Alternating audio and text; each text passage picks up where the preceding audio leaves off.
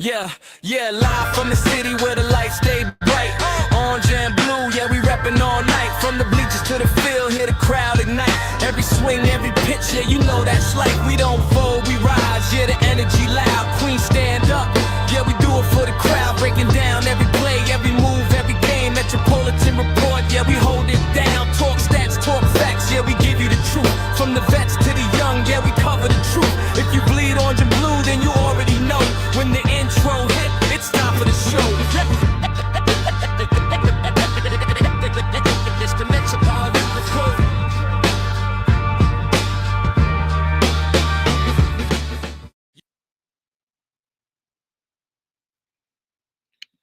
Ladies and gentlemen, welcome to an all-new edition of the Metropolitan Report.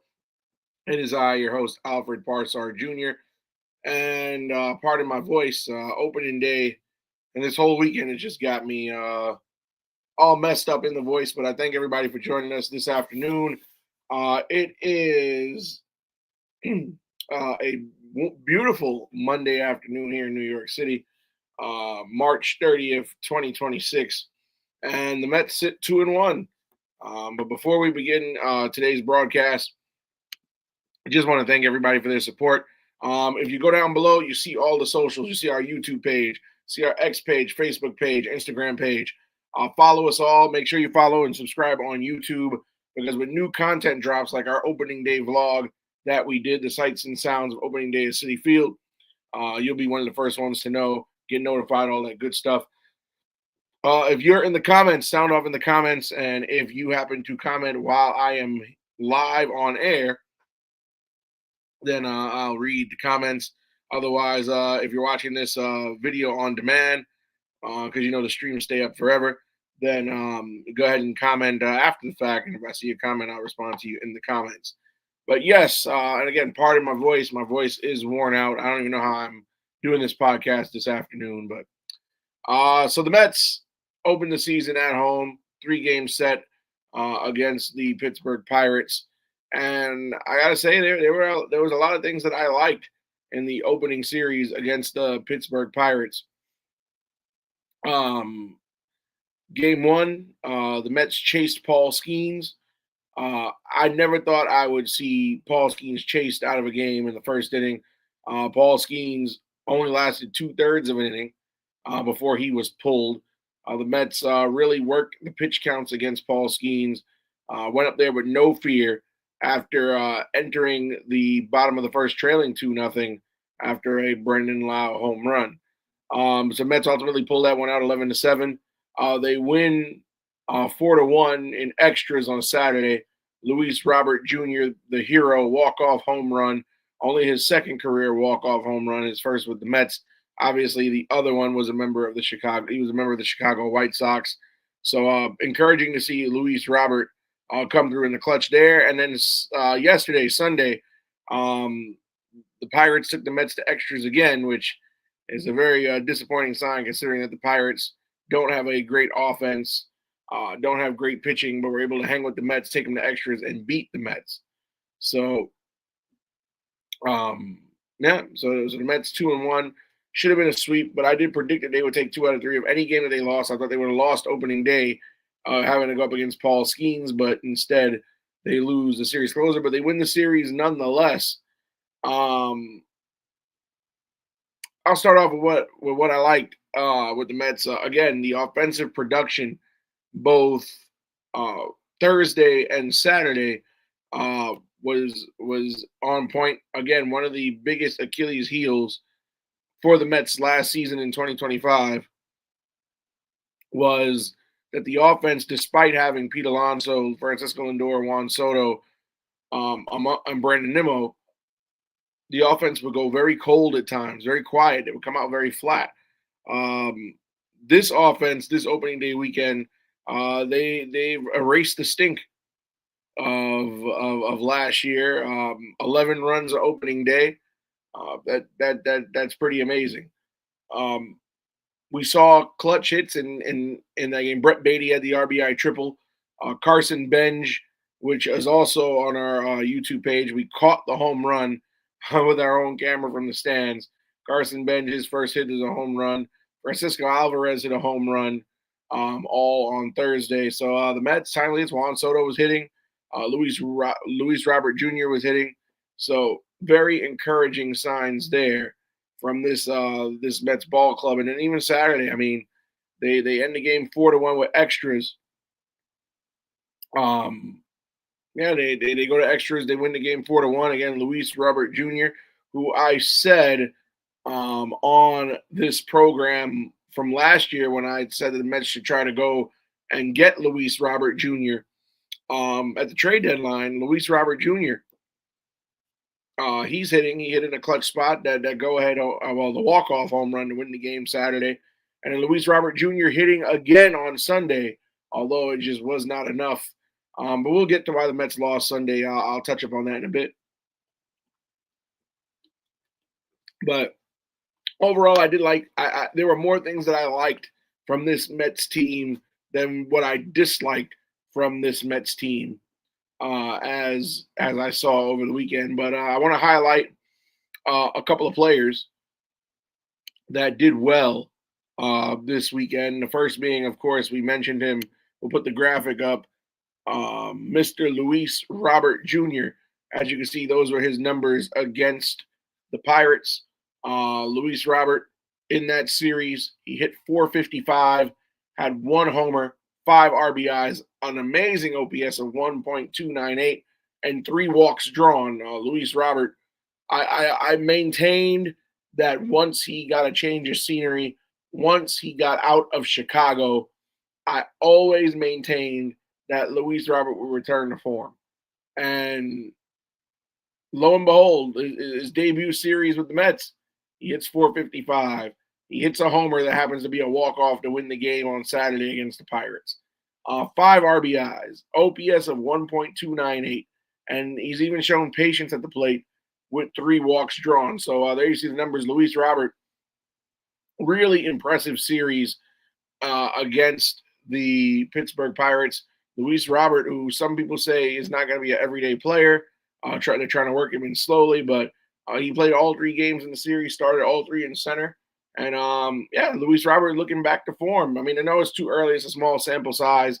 It's 3 games. But remember, Luis Robert Jr., All-Star, Silver Slugger in 2023, and he's looking to recapture that form. I mean, I don't blame him. If I played for the Chicago White Sox these last couple of years, a team that broke the record for the worst win-loss, the worst season record in history, win-losses. I wouldn't want to be there too. I wouldn't care. Just give me the money and I'll show up. It was to the point that Luis Robert Jr., who was one of their best hitters in recent years in the White Sox, was benched several times throughout the year last year. There's no way you treat a guy who can produce prolifically. So Luis Robert Jr. has come to the Mets, and this is what he's done. His output has been very good. He's a very patient at bats. Of course, 3 walks. When he sees pitches he doesn't like, he's not trying to hit it anyway. He's not swinging at pitches out of the strike zone from what I've noticed.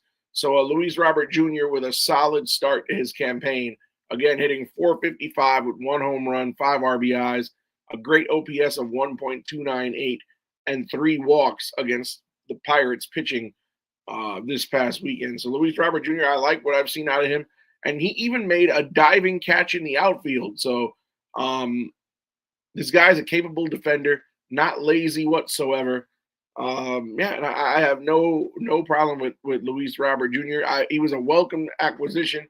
When we traded him for just when we traded him for Luis Angel Acuna, the younger brother of Ronald Acuna Jr., I was okay with that. Again, Luis Robert is somebody who I wanted on this team from last year's deadline. White Sox were holding the man hostage even though he didn't want to be there. And then they finally relented this past offseason. But, Luis Robert had a heck of a first series for the Mets. And then we switch focus to Pacheco himself, Juan Soto.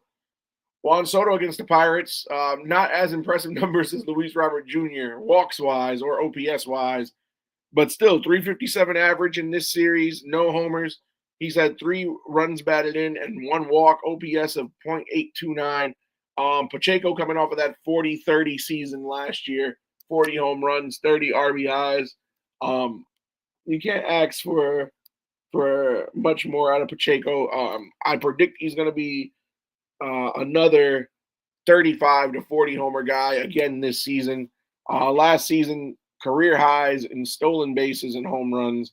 And he's had, granted, he struck out a couple of times yesterday.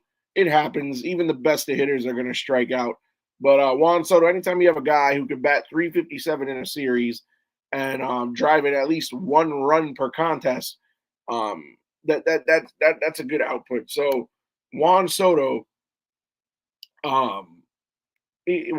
picking up where he left off last year. Again, 3 RBIs in the first series of the season.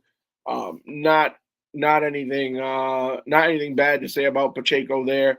And Juan Soto, another guy, he's moving over from right field to left field. He previously played left field when he was with the Padres, so it's not really he's not really having to learn a new position. He just hasn't played it in a while. Also played left field in the World Baseball Classic. So, Juan Soto, I'm pretty sure if Carson Benj got hurt or needed a day off, they could ship Juan Soto to right. Wouldn't be that much of a problem. But again, Juan Soto, solid showing in the weekend opener. 357 average, no homers, but 3 RBIs, OPS of .829 with 1 walk. And of course, Juan Soto was the National League leader in walks last season. I believe he led the majors as well as the National League. So Juan Soto, again, as the season goes on, I expect to continue. Maybe not 357 batting average, but I expect him to continue to hit closer to, if not 300. So the outfield crew doing well in Luis Robert and Juan Soto. Let me get to the comments here. I believe we have one from Mr. Fuqua Johnson, who is a friend of the show. He says, "Hey Alfred, love you, buddy. The Mets are trying to win, but I'm still doubtful." Again, it's early on in the season. I understand with the way that last season went and the catastrophic collapse down the stretch that some people are going to be skeptical, Fuqua, for whatever it's worth. You can't judge a whole season based on the first 3 games, but hey, the Mets, they won a series. That's all that matters. And you're going to be a playoff team the more series you win. If you win more series than you lose, you're more than likely, at least at minimum, going to be a wild card spot. And then friend of the show, Clint Alexander. Hello, sir. Hope all is well. But let's talk about yesterday's game, the one game that the Mets lost. Say what you will, but for as good as Thursday and Saturday went, the Mets seem to regress back to who they were last year. There were, in the first inning and the third inning, the top of the order, Lindor, Soto, Bichette all struck out. You can't strike out the top of the order twice in the same game. Strike out the side twice in the same game. It's just, for that to happen, that's like an anomaly. To strike out the side of the top of the order in two innings, it's just unfathomable. Then also, Carlos Mendoza and his managing have to get back up to par. Carlos Mendoza's biggest Achilles heel is not knowing when to pull a pitcher. Now, here's my thing, right? The game's on the line. It's the 10th inning. The Mets used Huascar Brazaban, and they used Luke Weaver and Sean Manaea and got to extras. Nolan McLean pitched a solid game yesterday. 8 strikeouts for Nolan McLean in 5 innings. Can't fault him. Gave up 2 runs. Pitchers are going to give up runs. Even the great Cy Young contenders. We saw happen to Paul Skeens on Thursday. Sometimes pitchers just give up runs. But at the same time, I understand giving a pitcher confidence and trying to get him to, work out of a tough situation. But when the game's on the line, you don't go to your weakest arm. Richard Lovelady also pitched on Saturday. He was the winning pitcher of record on Saturday, but no fault of his own. He just happened to be the pitcher that was in the game last until the Mets walked it off. But then they put Lovelady thinking that, this was not a fluke or, that Lovelady is as good as they want him to be, which he's not. They put Mendy goes with Richard Lovelady. I don't know why you don't go with Devin Williams. I mean, the Mets, they went into their pen heavy Saturday. It's a situation you want to win this game. Go to Devin Williams. I understand Brooks Raley unavailable, but go to Devin Williams. Put your closer in. The Pirates put their closer, Dennis Santana, in. And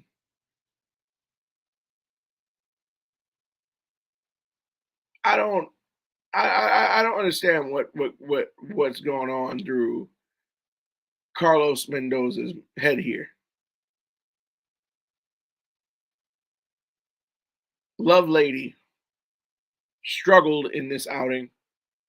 On the first batter he faces, he gives up a single. The ghost runner on second scores. Okay. And you know what? In these extra inning rules, sometimes you just have to expect, it's almost a given that a good majority of the time, the visiting team that bats first in the extra innings, they're more than likely going to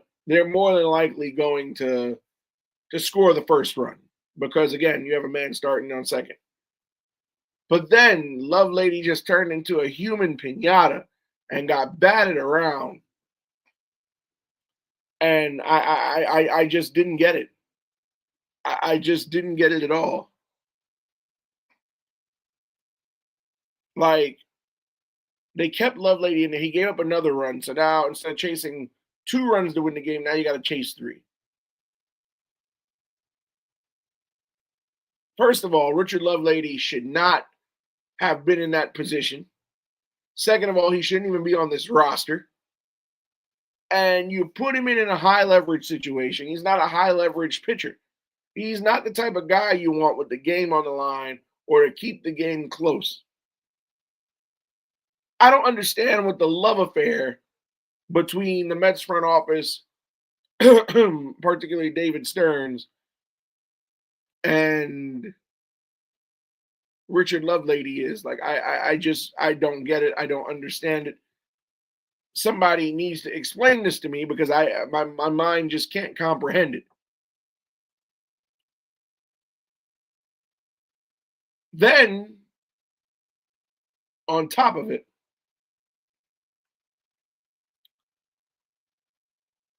you let Lovelady try to work himself out of trouble. Eventually, he gets out of the inning after the Pirates do the damage. Okay, whatever.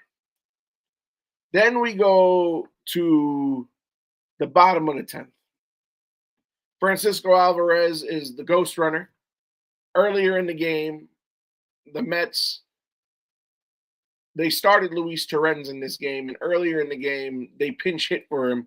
Jared Young pinch hit for Luis Torrens. So you couldn't pinch run for Alvarez because if the game is tied, if you tie the game but don't win it, now you have no catcher to catch the rest of the way. So no choice but to leave Alvarez in. Francisco Lindor is the first batter up in extras for the Mets, bottom of the 10th. He draws a walk. 2 men on, nobody out. Pacheco, Juan Soto steps up to the plate, hits a double to left field. Alvarez scores, and third base coach Tim Leeper waves Francisco Lindor home, and he got beat by quite a few steps. Alvarez scores, Lindor does not. And now you have, instead of going with runners on second and third and nobody out, you have a man on second with 1 out. Poor, I understand being aggressive, but poor base running there, poor coaching there, and I'll tell you why. In a scenario, it's the bottom of the 10th. If you don't at least at minimum tie the game's over. Soto hits the double. Francisco Lindor is on first base. The ball goes to left field. O'Neal Cruz, who has a heck of a cannon, picked that ball up because it went to left center. He throws the cutoff man, Jared Triolo. Triolo throws to catcher Henry Davis. Boom. Lindor's out. Got whacked, by the way. He's very lucky he doesn't have a concussion.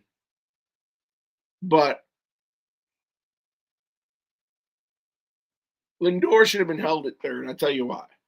Lindor gets held at third. It's runners on second and third with nobody out. It is a much different ball game than a man on second with one out. You get a fly ball deep enough, sac fly ties the game. You get a ground ball to a certain part of the field, ties the game. Again, I understand being aggressive. I get that. But at the same time, you just have to know, you have to have some type of awareness. You're down to your last 3 outs of the game. Play it safe. Play it conservative. You got the RBI double. One man scored.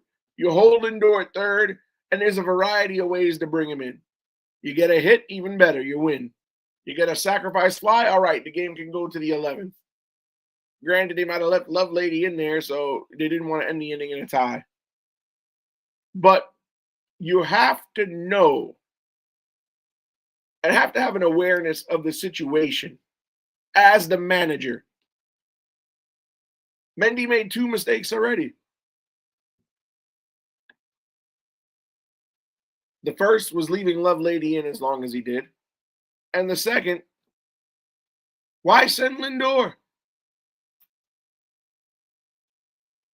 When Lindor turned third, the ball was maybe a step or 2 away from Jared Triolo.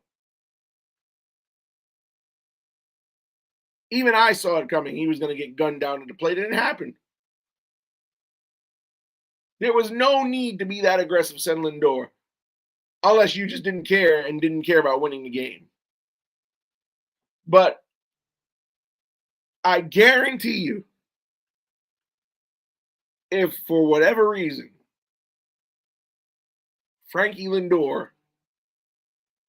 gets held at third base, then I'm pretty sure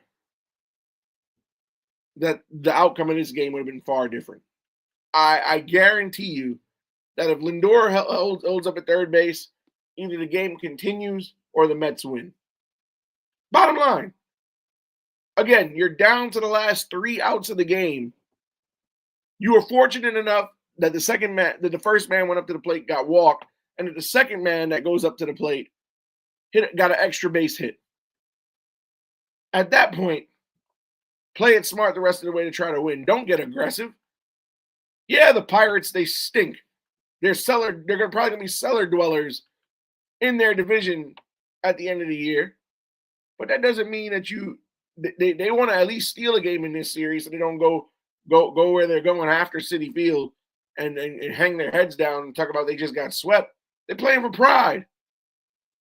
As all athletes do, they're playing for pride. But I feel like Mendy just made a series of mistakes. First with Lovelady, then the base running with Lindor. You hold Lindor at third, I guarantee you, either the Mets win or the game would have continued to the 11th inning.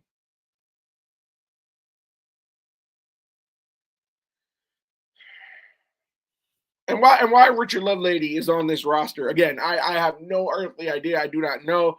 I do not know what the love affair is between Lovelady and David Stearns and Lovelady and the Mets front office. Like, I don't get what they see in this guy. His career numbers stink. He's stunk since he put on a Mets uniform. I just don't understand why they keep bringing Richard Lovelady back.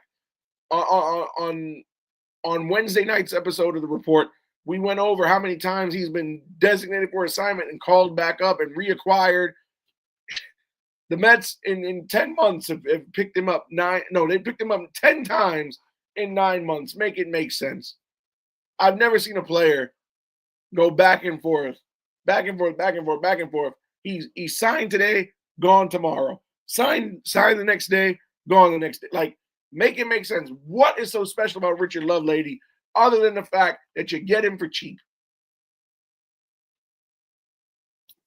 I can answer a lot of questions about baseball. This is one of them I can't answer. I can't tell. If it was up to me and I was David Stearns, Richard Lovelady would never be seen again in my organization. Again, I don't. And we got guys like Craig Kimbrell and Ryan Lambert in Syracuse, both of who would probably be a much better option than Richard Lovelady. Richard Lovelady beat out Craig Kimbrell. Are you kidding me? A future Hall of Famer. Yeah, Craig Kimbrell 2026 is not the same Craig Kimbrell from 2015, but come on.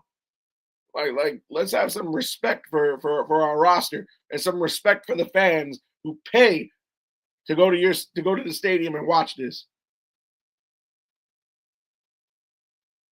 Like I just don't get what the love affair with Richard Lovelady is. It doesn't make sense.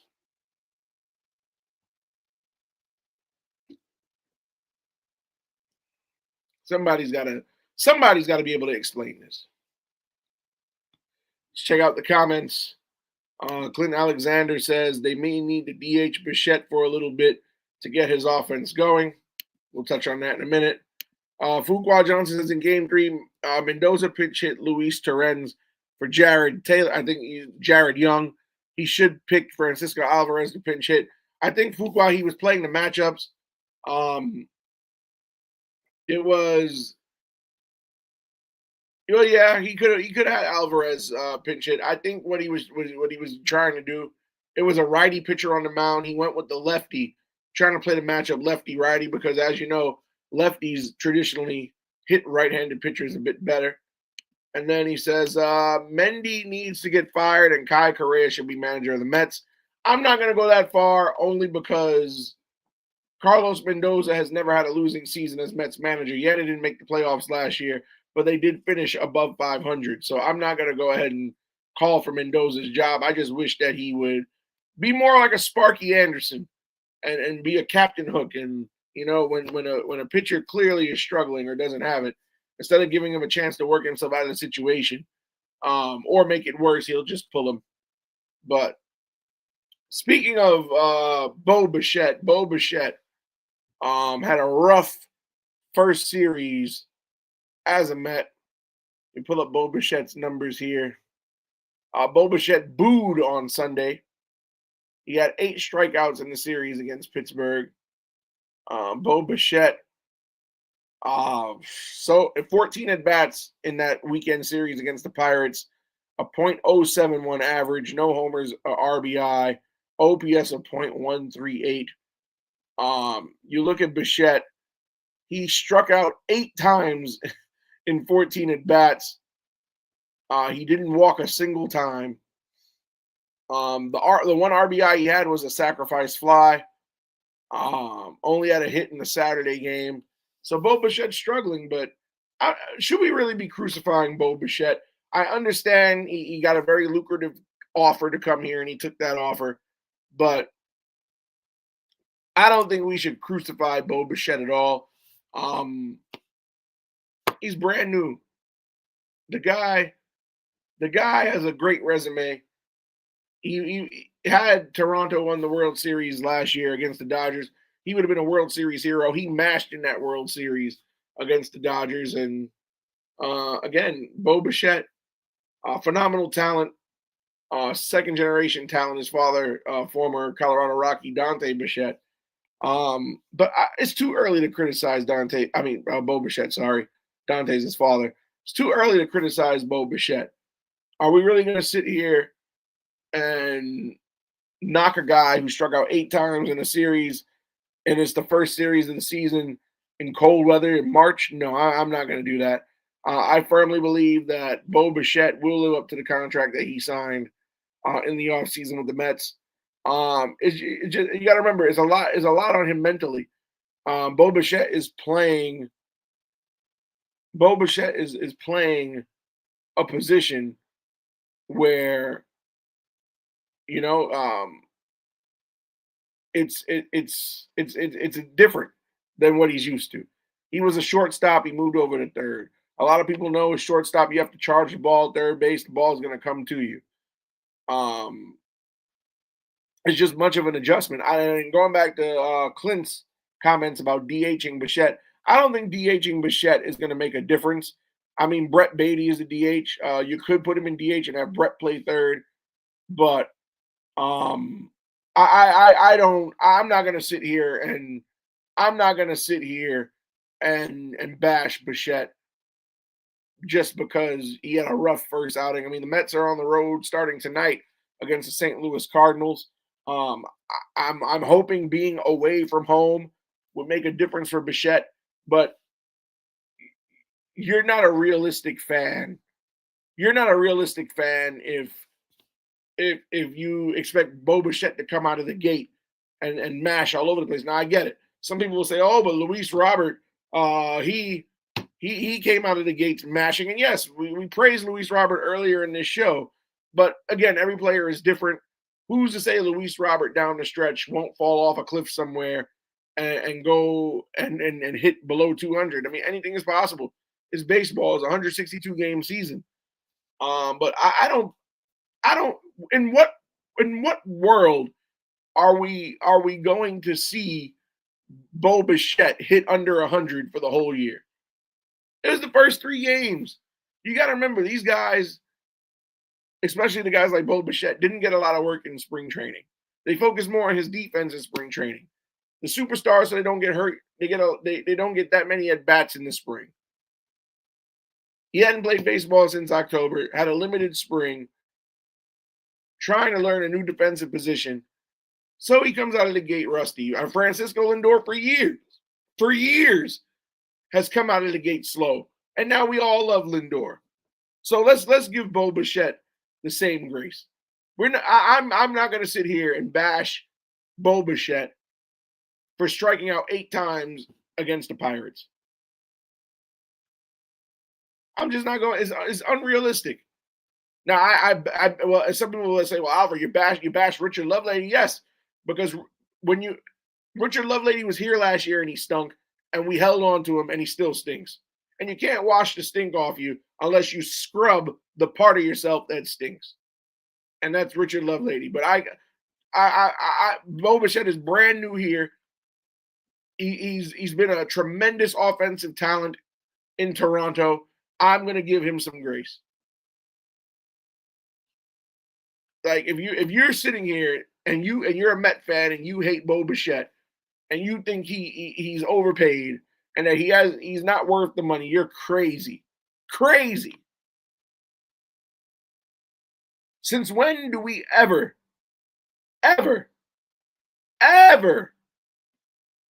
judge any player in any sport? Not forget baseball for a second. When do we judge any player in any sport based on the first 3 games of their tenure with the team?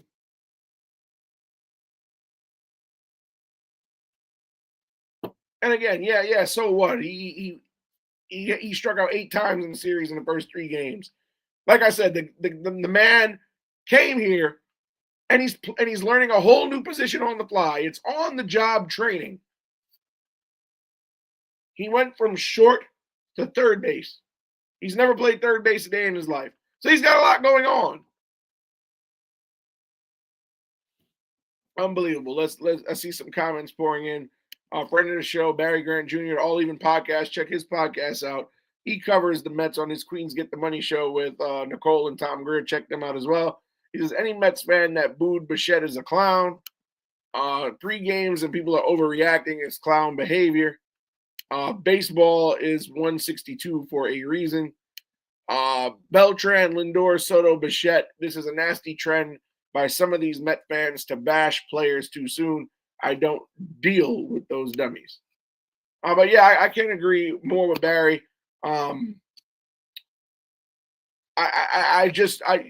We can't sit here and bash Bo Bichette for 3 games. Now, if by the time we get to the All-Star break and the man is hitting below 200, bash away.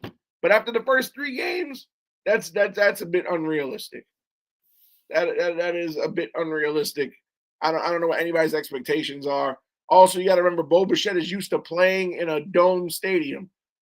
When it was freezing cold in the early parts of the season in Toronto, they closed the dome and turned the AC on. So again, Mets fans being a little bit too harsh on Bo Bichette. I don't like it. I don't understand it. But switching gears here, as we continue this Metropolitan Report, again, thank you for those of you in the comments taking your afternoon to spend with me. Again, make sure you subscribe. We had a lot of content over the weekend. Opening day was amazing. We have the opening day vlog, the sights and sounds of opening day at Citi Field, up on the channel. I think a lot of you will like that, featuring Carson Benj's first career home run. But looking ahead to what's going on tonight, the Mets are on the road so soon. They open a series with the Cardinals. The St. Louis Cardinals also went 2-1, just as the Mets did over their opening series weekend. Of course, the Cardinals, a team that did not finish over 500 last year, a team that nobody's going to expect to contend, but they took 2 or 3 from those pesky Tampa Bay Rays.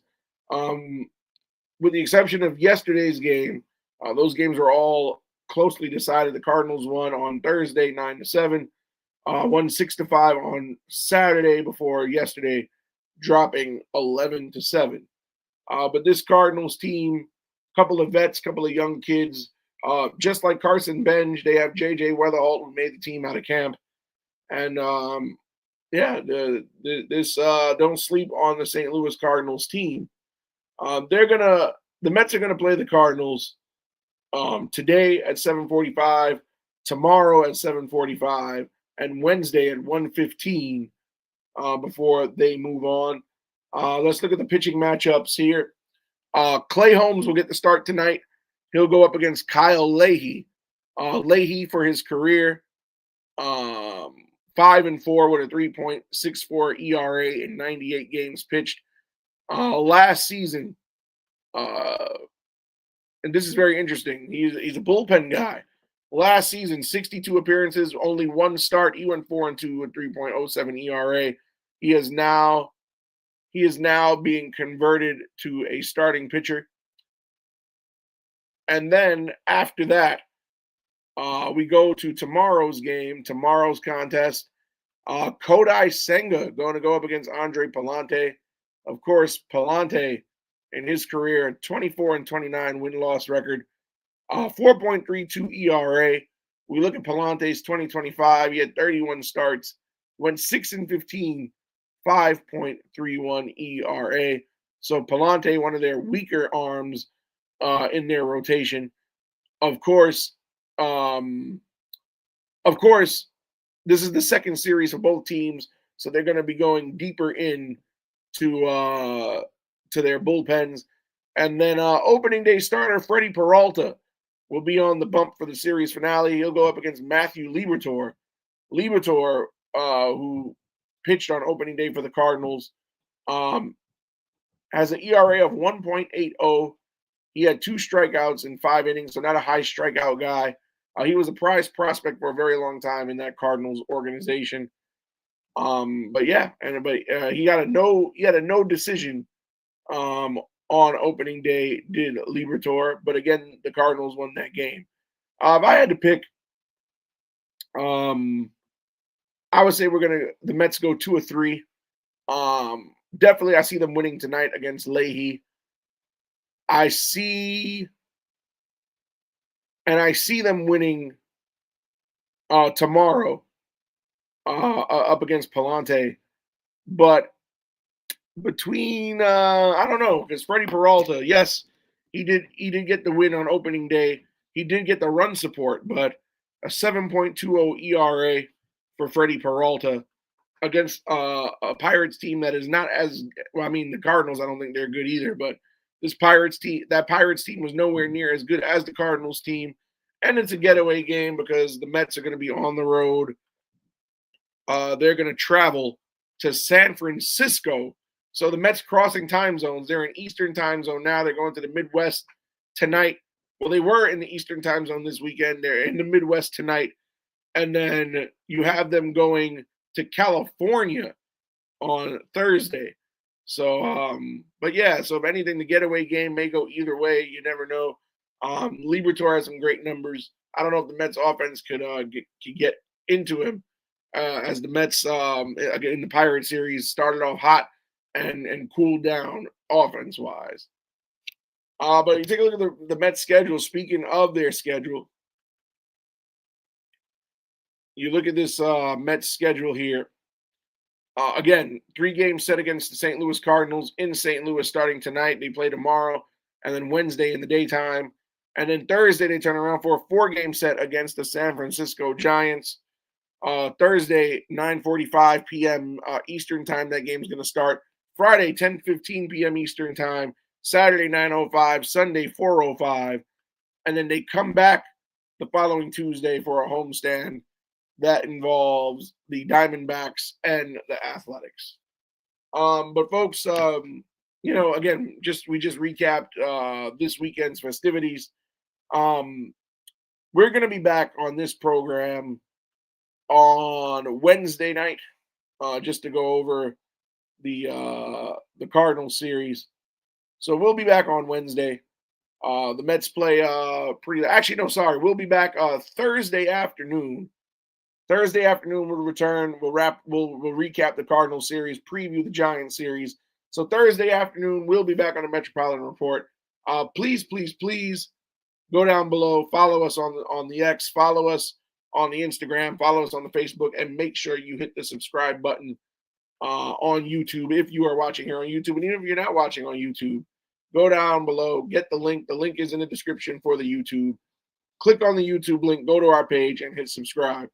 We'll be bringing you content throughout the week until we come back Thursday afternoon. Again, this has been the Metropolitan Report. I am Alfred Parsard Jr., and I've said everything that there is to say, and the only thing left to say is let's go Mets. Godspeed, and I'll see everybody soon.